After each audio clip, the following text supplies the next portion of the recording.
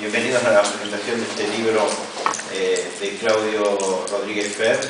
Es un amigo de esta casa, no es la primera cosa que presentamos de él, y además hemos tenido la suerte de editar otro libro de poemas, también iceberg o iceberg, como se le quiera decir, en este caso bilingüe, gallego y castellano. Y bueno, en este caso presentamos Cinepoemas, que es un libro en gallego sobre una temática tan interesante como el cine, ¿no?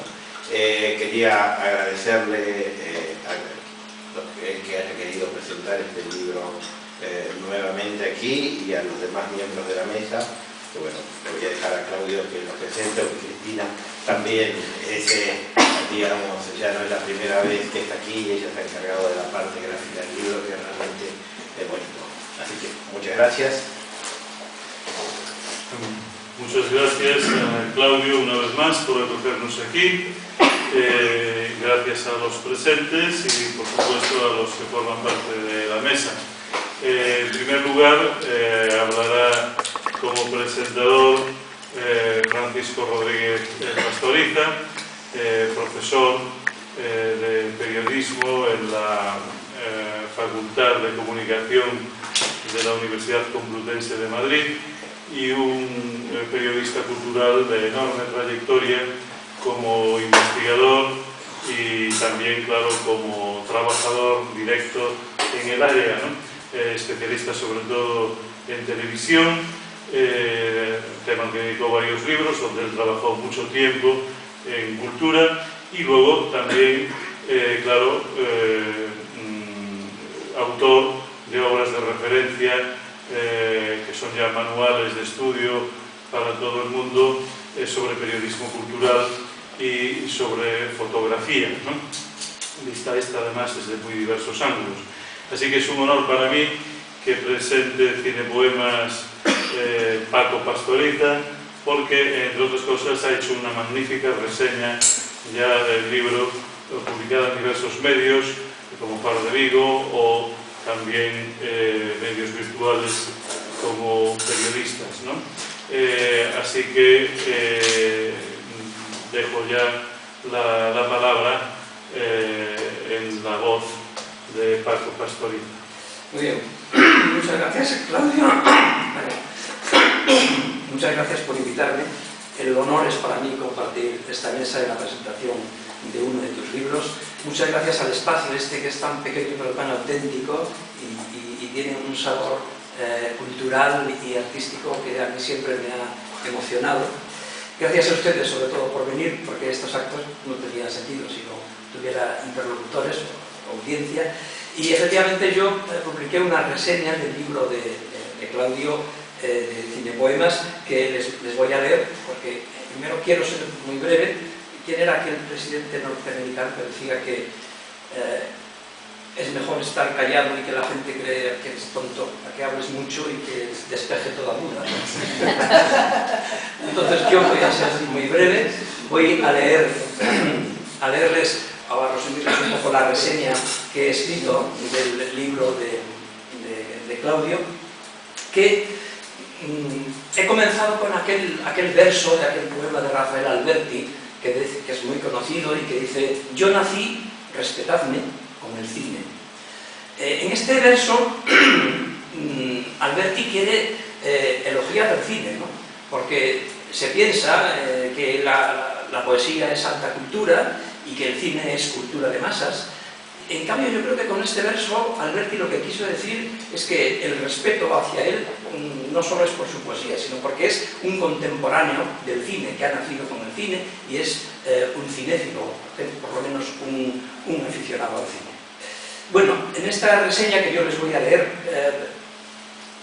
siempre que tengo que pronunciar algunas palabras, algunas veces naturalmente nosotros los profesores estamos acostumbrados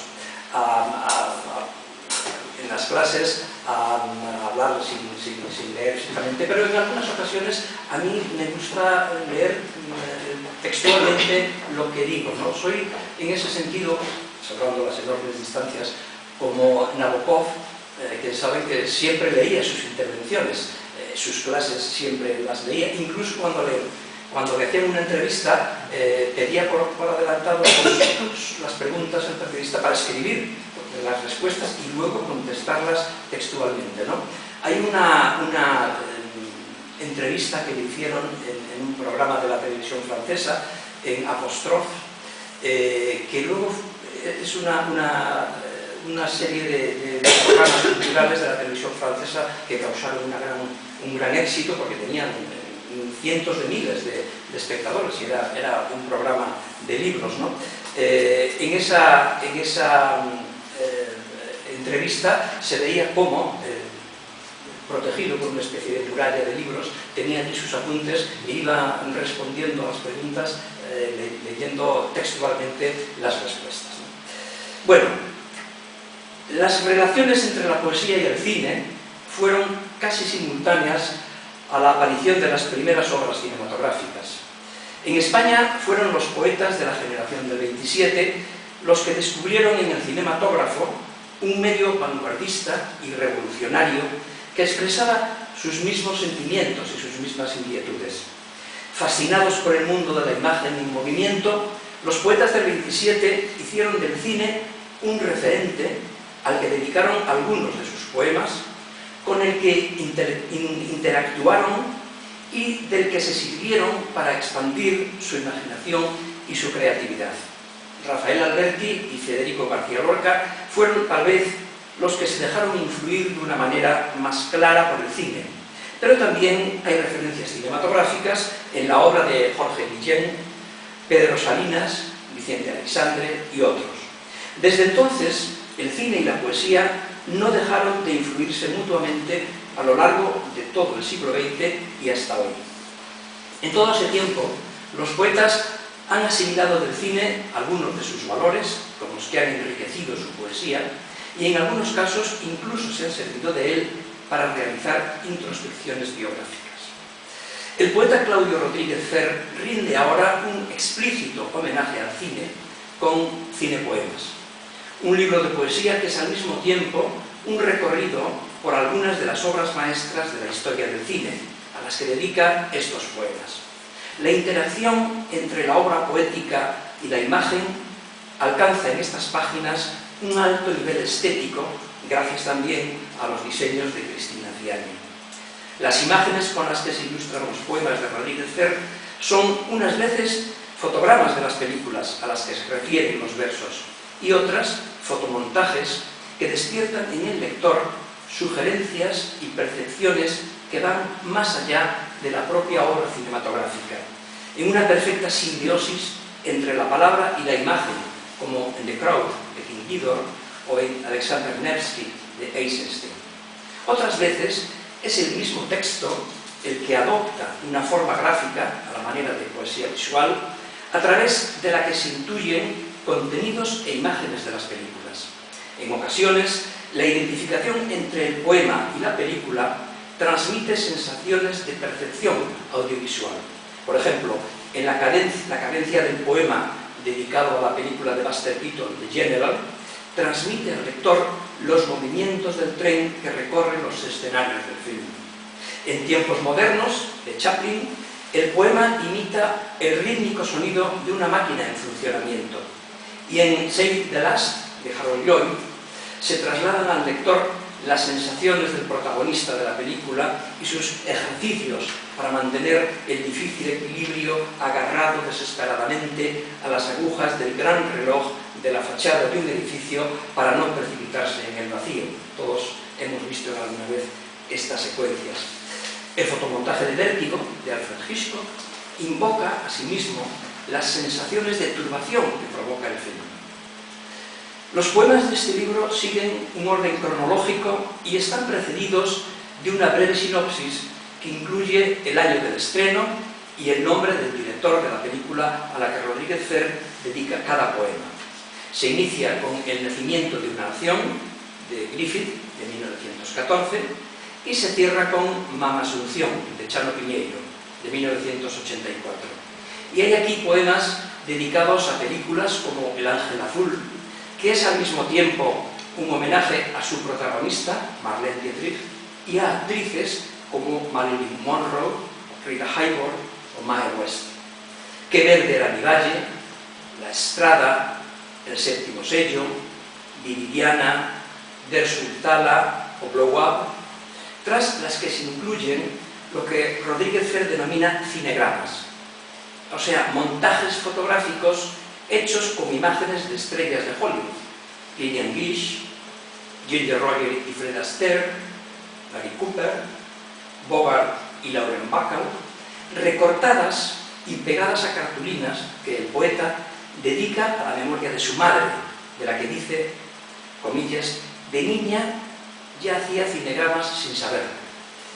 Y dedica también a su propia infancia, cuando era un niño cinéfilo y mitómano, fascinado por las cartas que enviaba a Gregory Peck y que éste contestaba. Eso es todo.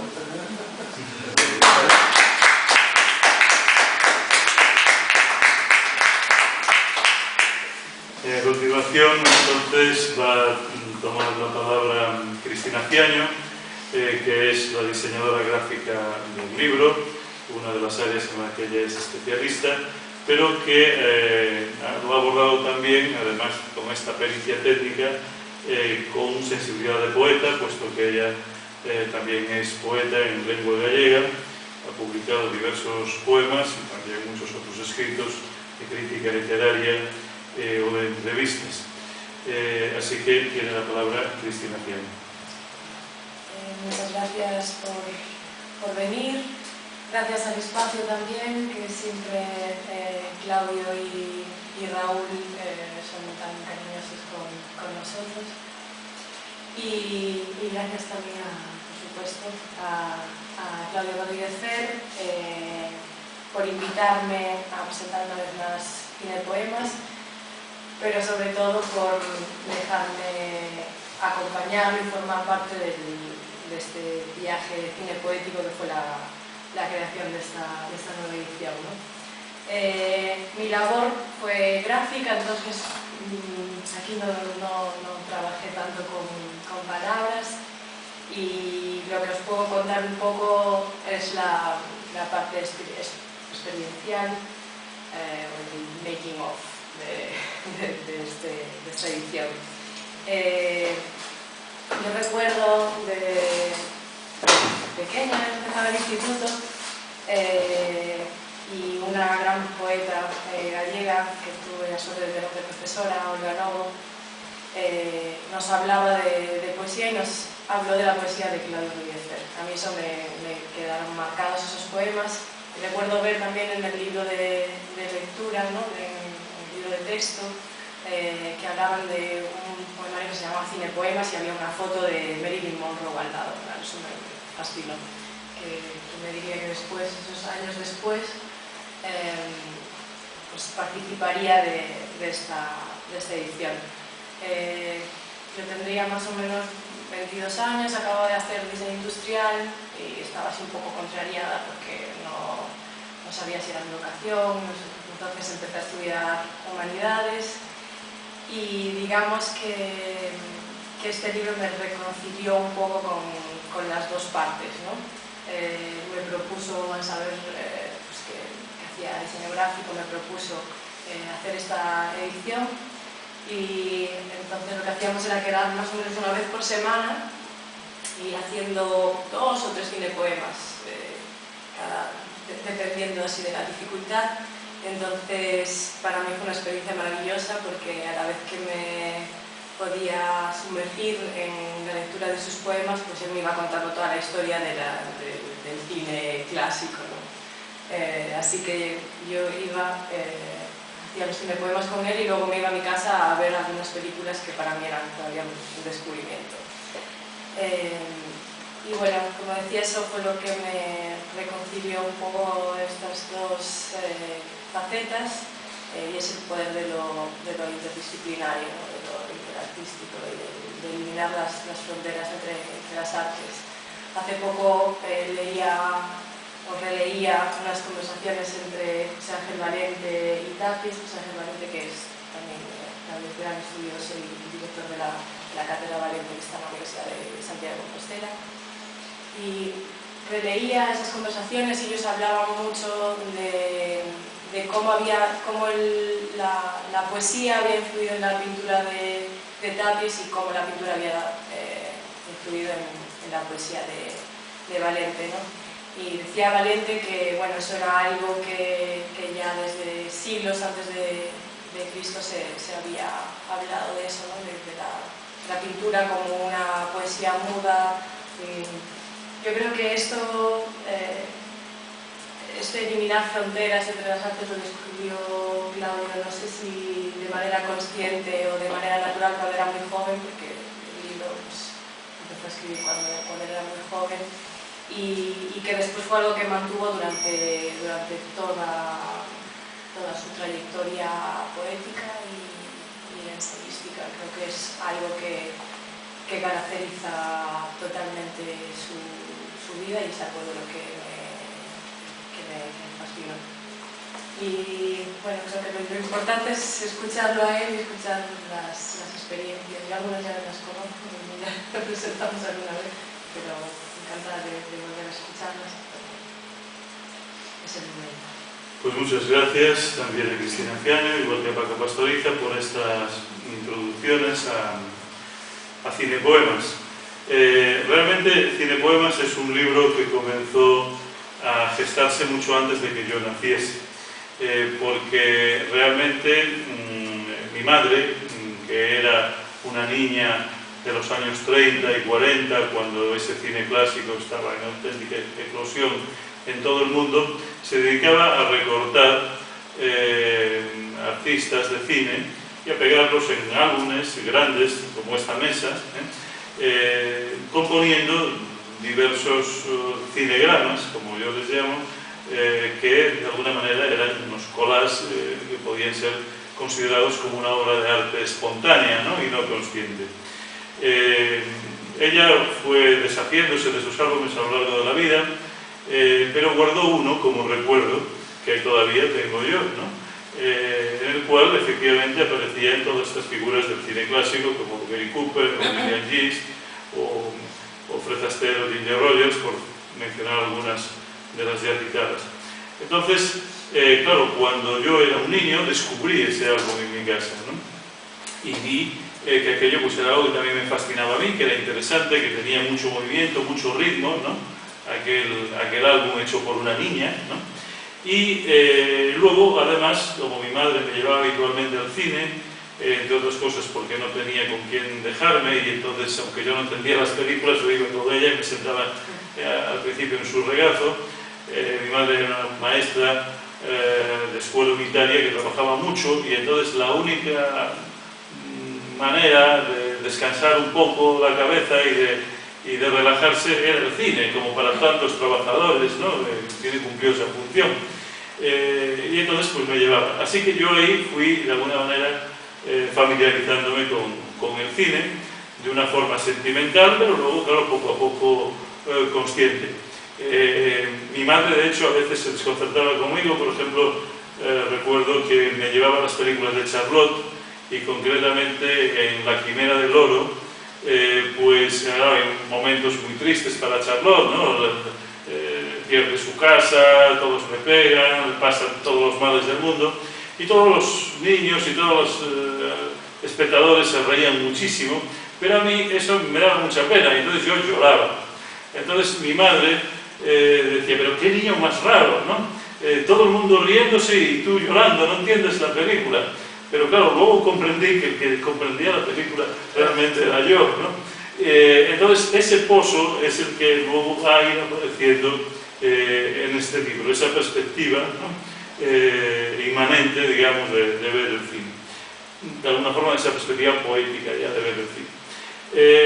Luego se aludió Paco Pastoriza a que yo comencé a escribir artistas de cine, efectivamente, como Gregory Peck, que era mi preferido, porque era el que representaba valores humanísticos en la pantalla más acordes con mi pensamiento en aquel momento, que era el pensamiento heredado de mi padre, un antifascista, y que, claro, yo identificaba de alguna manera con Gregory Peck, en sus películas siempre hacía estos papeles, a veces de antifascista, incluso español, ¿no? En películas, por supuesto, prohibidas en España, en ese caso. Entonces, claro, yo le escribía y efectivamente él me contestaba y me enviaba pues, las fotografías que habitualmente se enviaban a los aficionados al cine. Y claro, para mí era una gran ilusión en aquella cerrada España de Franco, nacional católica y centrípeta, recibir cartas de Hollywood, ¿no? Que me llegaban de Gregory Peck o de Charlton Heston o de otras personas, y tengo todavía conservo estas cartas, dedicadas personalmente, y que claro, ver mi nombre en un sobre que venía con un sello de Norteamérica, de Washington o de Lincoln o de Eisenhower, pues todo eso me resultaba como una válvula de escape, ¿no? En aquel momento tan asfixiante, ¿no? de la dictadura franquista. Así que todo eso se fue recogiendo y todo eso sale en el libro. En el libro aparecen collages hechos por mi madre, de hecho, recortes hechos directamente por mi madre, como el de Lydia Rogers y Fred Astaire. En el libro aparecen las cartas de Gregory Peck, por ejemplo, que escogí porque es el que tengo más y es el que más me interesaba actualmente, por muchas razones personales e ideológicas, a diferencia de otros como Charlton Heston, que ahora me interesan menos, ¿no? También escribía a otras actrices, naturalmente, que me gustaban en aquel momento, como Brigitte Van Gogh o Claudia Cardinale o cosas de esta naturaleza. Luego, llegado a la adolescencia, me di cuenta que estas películas eran para mí muy inspiradoras. Yo era muy aficionado a la poesía, yo escribía ya poesía desde niño, desde los 8 años escribía poesía de manera más o menos regular, conservo todavía poemas escritos en esas edades, y entonces empecé a escribir poemas relacionados con el cine. A mí me gustaba mucho el cine y tenía la misma vocación literaria que cinematográfica. Lo que pasa es que un niño en la Galicia de aquel tiempo pues no podía estudiar cine, sí en cambio podía estudiar literatura, ¿no? De hecho, pues es la carrera que estudié. Pero entonces la forma de realizarme en el cine que no podía realizar era hacer poemas de cine, ¿no? Y así empecé a escribir algunos, pues más o menos con 15 años aproximadamente. Por ejemplo, que dediqué a Frankenstein, es un poema de reivindicación del monstruo, que de alguna manera el monstruo representaba en mi imaginario pues el antifascista, el perseguido, el represaliado, ¿no? En la sociedad de aquella época. Pues es un poema que escribí probablemente con 15 años y que es probablemente el primero, el más antiguo que aparece en este libro. No lo voy a leer completo, pero traducido, el final dice que la música del pastor ciego y generoso y la flor de la niña ingenua y entregada perduren en la memoria desarrapada de tantos por siempre nuestros monstruos solos. Entonces, bueno, eran poemas que se referían a mitos del cine bien reconocibles, ¿no? Que a mí me impactaban y que muchos tenían que ver también con la literatura, como el propio Frankenstein, pues está basado en una novela de Mary Shelley, ¿no? Entonces, como yo por aquella época pues veía, por ejemplo, a Kafka, pongamos por caso, pues me interesaba particularmente el cine que se basaba en obras, por ejemplo, de Kafka, de autores de esta naturaleza. Por ejemplo, El proceso de Orson Welles es una película que me impresiona muchísimo y que está basada en una novela de Kafka, y que en aquel tiempo pues, de angustias laberínticas que muchas veces tenían que ver también con otro autor que yo leía mucho por entonces como Borges, ¿no?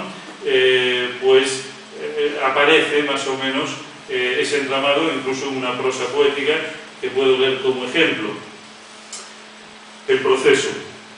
No habrá salida ni puerta, estás ya dentro, y el laberinto abarca entero este universo sin fin y sin principio. No esperes que el rigor de tu camino se detenga, ni que su porfía y bifurcarse en otros tenga fin. Es de hierro tu destino. No pienses que vaya a terminar el absurdo infinito. La sentencia no existe, nada esperes, ni siquiera la condena que te absuelva del proceso interminable. El proceso interminable, en efecto, era el que se vivía en España en aquella época y era que también se refleja en esa angustia, ¿no?, de las novelas de Kafka, que entonces en mi adolescencia pues tenía un enorme peso. Pero luego me fui interesando pues por muchos clásicos del cine mudo, por Griffith, por los soviéticos, Eisenstein, Dovzhenko, Pudovkin, por el expresionismo alemán, bueno, por todos los clásicos primeros del cine, y luego también ya por los sonoros. Por ejemplo, a John Ford se le dedican 3 poemas, pero aparecen muchos otros de autores bien conocidos, pues como Hitchcock o como cineastas de las más diversas procedencias.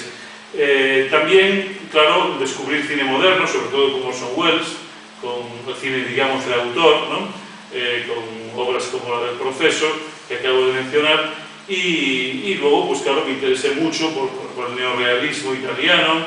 Aparecen muchas películas aquí de ese movimiento, por la nueva ola francesa, con la que me identifiqué además más especialmente, ¿no?, más cercana a mi sensibilidad de entonces, también por su ideología, ¿no?, y otros cineastas ya más modernos, puede ser Woody Allen o como puede ser Wim Wenders, ¿no? Así que todo eso fue componiendo una serie de poemas que en 1983, hace muchos años, pues publiqué por primera vez en un libro que se llamó Cine Poemas.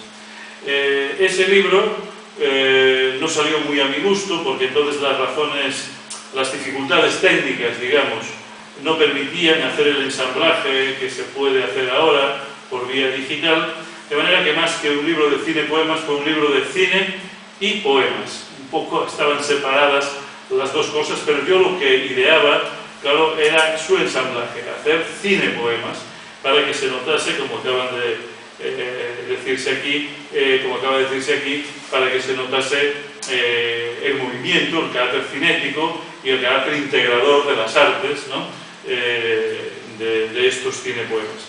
Eso no se logró hasta que precisamente Cristina Fiaño se puso a ejecutar la idea primitiva del volumen, que es el que ahora efectivamente se presenta muchos años después, y con algunos añadidos que no estaban en la primera edición, como es lógico, ¿no?, puesto que desde entonces seguí escribiendo algunas cosas relacionadas con el cine.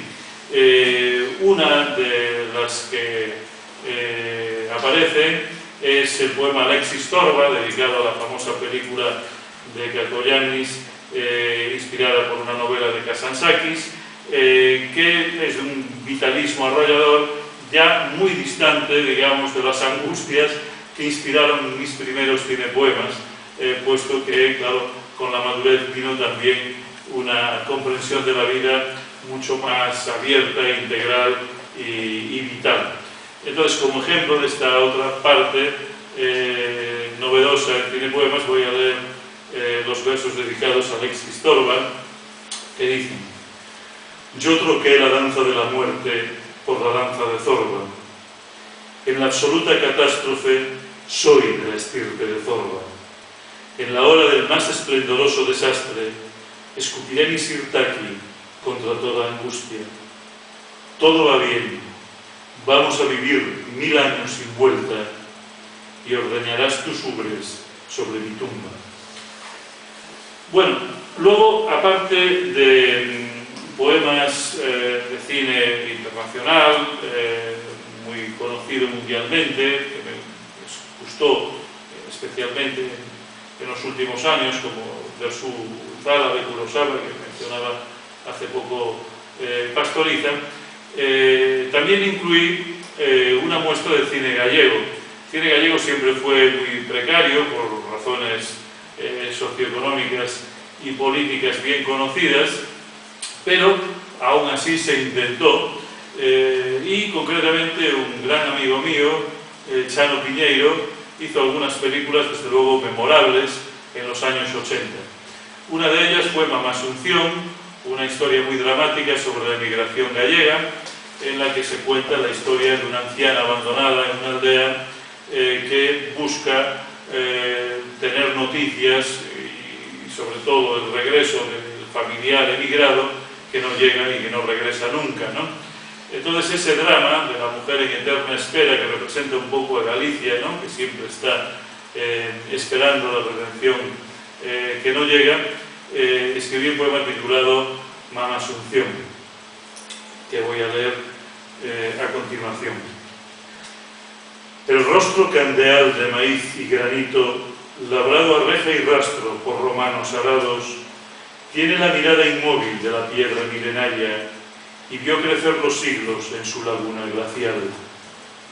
Corazón de hongo y párpados de tierra laten en los crepúsculos de la siega telúrica. El trueno del abandono relampeó desamparo, cinceló arrugas y desbocó torrentes que erosivos fluyeron por los arroyos más hondos. Su cara es el mapa de un pueblo y una tierra donde siempre se queda y donde siempre se parte. Por la piel de centeno batida en las mallas del tiempo, cruza el espectro de un tren que se aleja como barcos nocturnos navegando surcos, letalmente cavados en una carne de cieno. Yo maldigo el hacha que tronzó esta piña, convirtiendo su gesto en un bosque quemado. La soledad que talla tanto rostro de estatua originó el mundo de las ruinas circulares, donde mora en la pena un pueblo dicetal. Bien, estos dos poemas entonces son añadidos a la primera edición de Cine Poemas y que ahora se presentan en esta edición gráfica de Cristina Fiaño. Por lo tanto, de alguna forma está también representada en Cine Poemas pues toda mi trayectoria. Hay poemas hechos a los 15 años y otros hechos, pues claro, ya en edad adulta, aunque los menos, y lo mismo ocurre con esos cinegramas que aparecen al final, que son ya poemas puramente gráficos, hechos sin palabras, ¿no? Y que por lo tanto son pues, collages que hablan por sí mismos, digamos, sin necesidad de colocarles palabras.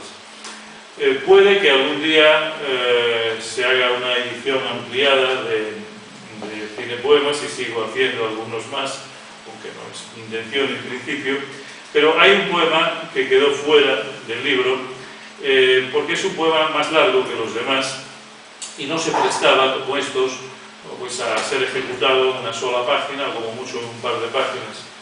Ese lo dejamos deliberadamente fuera de la obra, pero como muestra de esos post-cine poemas, vamos a leerlo aquí, Cristina Fiaño y yo. El poema se titula Nómadas, la era del jabalí blanco, y está inspirado por alguien al que yo tengo mucha estima histórica y luego también familiar, que es Barballelata, el pionero del cine en Galicia. Barballelata era un nómada que trajo primero el circo y luego algunos otros espectáculos, incluido el cine, desde Italia, desde el norte de Italia, desde la montaña italiana, probablemente primero con osos que bailaban y cosas de esta naturaleza, luego se fue convirtiéndose en circo, y luego cuando aparece el cine, pues llevan también el cine a los pueblos, el llamado cine de la legua, ¿no? Que se llevaba de manera ambulante, ¿no? Y se proyectaban en sábanas o en pantallas, se proyectaban en las ferias y en las fiestas. Ese Barballelata llega a Galicia con el cine, con esa gran novedad. La gente que no había visto nunca el tren, no había visto nunca el mar, lo va a ver en el cine, ¿no? Además, su familia ya se establece, su hijo se establece en Galicia definitivamente, y ponen cines ya estables, al principio de madera, pabellones, después ya cines o salas de cine como las que conocemos, y se establecen concretamente en el sur de la provincia de Lugo, en Monforte de Lemos, en Sober, en Sarria. Pues allí hay cines, efectivamente, de la familia Barballelata. Todavía vive el hijo de Barballelata, ya nonagenario, al que yo aprecio mucho y con el que he tenido ocasión de participar en algún acto de homenaje a esos pioneros del cine y de leerle este poema que vamos a leer ahora mismo aquí, ¿no? Nómades, la era del jabalí blanco. Provenían de Barbayelata, el techo de Liguria, y traían la nieve nómada de la era del jabalí blanco. Bajaron de las montañas con plumas iridiscentes de faisanes y reflejos metálicos de todos los colores de los nitratos nómadas del bosque. Tenían estirpe genovesa, como Simonetta Cataneo de Vespucci, la Venus que Botticelli para siempre renació después de muerta. E igual que aquella imagen recorrió desde Florencia la historia de la pintura por la tierra, ellos recorrieron el espectáculo. El paso del oso alpino por Europa, al son del color y de la música del circo, llenó de emoción itinerante, asombro, magia, risa y acrobacia. Y luego apareció el celuloide y ambulante la oscura sala que proyectó el asombro de feria en feria y fiesta. La universal claraboya de su cine de legua trajo a Galicia el mundo como un gallo cantando en el crepúsculo. Y la barraca se convirtió en pabellón de las 1001 noches en Monforte. Brigitte Bardot se estableció en Sarria y Claudia Cardinale se enamoró en Sober. Ellos trajeron a la Ribeira Sacra a Rodolfo Valentino y a Charlotte, a Greta Garbo, a Gary Cooper, a Marilyn Monroe y a King Kong. Y con Bogart viajaron sin moverse vinateros de Amandi por París, alfaredas de Gundibós por Casablanca y feriantes de Rubián por California. Vinieran de las colinas emboscadas de Liguria, de la linterna mágica de la costa genovesa, de los altos apeninos en la nibia Barbayelata partisana que incendiarían los nazis. Y como el jabalí blanco alentando en la niebla, trajeron la esperanza y el progreso de los nómadas. Muchas gracias.